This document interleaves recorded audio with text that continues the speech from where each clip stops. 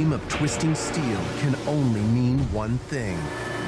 Hi, my name's Rachel Bartels. I'm a post-production supervisor, currently working on Disasters at Sea for Discovery Channel. Well, I always knew that I wanted to work in radio or television.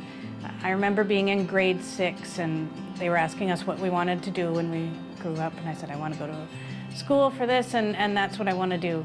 And I did. I still don't know if this is what I'll do forever, but this is where I am now and I'm really enjoying it. What I really wanted to do was work in radio, so I thought that was a good start. But after graduating, I ended up working in satellite syndicated radio. It was a radio network where I was an operator and I had to listen and monitor the adult contemporary station and the country station at the same time, and it would broadcast all over Canada to local radio stations. They would feel like they were listening to their local DJ, but really it was the same in Sault Ste. Marie. And I wanted to do something more fun instead of just being by myself in a booth from midnight till 6 a.m. listening to two things at once. So I decided that I'd like to try to get into children's television. So I started interning at YTV for the YTV Achievement Awards. And there I was able to prove my work ethic and skills and worked my way up to production coordinator and then later associate producer of shows like Ants in Your Pants. And then I ended up at CBC where, again, I had to prove myself and work my way up. Then on to the Morgan Waters show, which was a lot of fun, and we ended up winning a Gemini for producing that one. And working in children's television was a really good decision because a lot of fun people in that industry. I start the day by thinking of all the different elements that I need to put the show together and in what order I need to get them in, and then I start contacting people.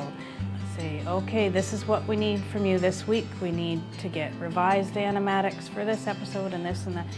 So I have to figure out everything that needs to be done. Then I have to communicate it to other people to get them to do it. Communicate with the composer, the assistant editor, make sure that everything is moving along on schedule, that people are doing things in the correct priority.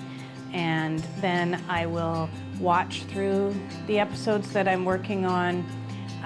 It'll either be, there'll be a mix playback where I go and I listen to the mix and make sure that there's no sync issues, or there'll be a color review where I sit and make sure that the color is looking even throughout different interviews, or if there are logos that need to be blurred for legal reasons, I have to watch it and make sure that every change we had discussed is made and that everything is correct.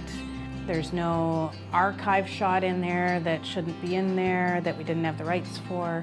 So just making sure that everything's correct, looks great, sounds great, and then I'll watch the show again and again and again and again and do all of the paperwork for lists and music use reports and texted elements lists and animation reports, and so I watch a lot of TV.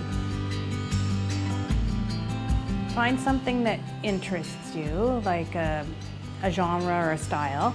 Go and volunteer at the beginning to get people to know you, and so that they can know that you're a hard worker, and then they will sort of show you the ropes type thing. Go out and meet people, because I find that with a resume, it really doesn't help. Even if you have tons of experience, if people don't know you, they're hesitant to hire you on and work with you. It's more about going out there, getting to know people, showing them how you work, showing them what you do, and then it's networking and getting in that way. And if you can meet people that work in the genre that you enjoy, then that's the best way to start.